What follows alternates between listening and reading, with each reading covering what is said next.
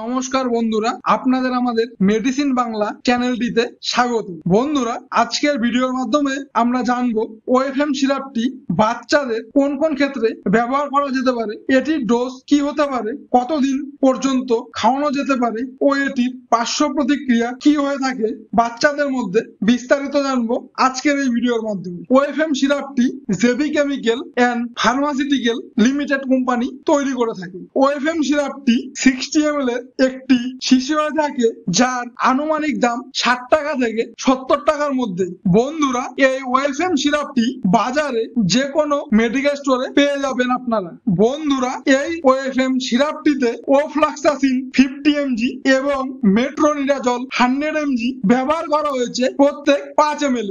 বন্ধুরা, এই ওএফএম সিরাপটি ডাক্তারবাবুরা 3 মাসের শিশু বাচ্চা থেকে শুরু করে প্রায় 2 বছর বয়স পর্যন্ত শিশু বাচ্চাদের ব্যাকটেরিয়াল এবং অ্যান্টিব্যাকটেরিয়াল ইনফেকশনের ফলে পেট খারাপ, ঘর হজম, পাতলা পায়খানা, ডায়রিয়া এবং শিশু বাচ্চার মলের সাথে যদি আমাশার লক্ষণ দেখতে পাওয়া যায়, সেক্ষেত্রে ওএফএম সিরাপটি ডাক্তারবাবুরা প্রেসক্রিপশন করে থাকে শিশু বাচ্চার ওজনের ওপর ভিত্তি করে। বন্ধুরা, এই ওএফএম সিরাপটি ডাক্তারবাবুরা সাধারণত শিশু বাচ্চাদের প্রতি 2 কেজি ওজনে 1 ml করে প্রেসক্রিপশন করে থাকে। বন্ধুরা, এই ওএফএম সিরাপটি দিনে 2 বার করে খাবার পরে 7 থেকে 10 দিন পর্যন্ত খাওয়ানো যেতে পারে আপনার শিশু বাচ্চাকে। বন্ধুরা, এই ওএফএম সিরাপটি খাওয়ানোর ফলে আপনার শিশু বাচ্চার মধ্যে ছোট ছোট কিছু পার্শ্ব প্রতিক্রিয়া দেখতে পাওয়া যেতে পারে। সেগুলি হলো বাচ্চার মধ্যে বমি বমি ভাব হওয়া, জিহ্বার মধ্যে ছালা পড়া,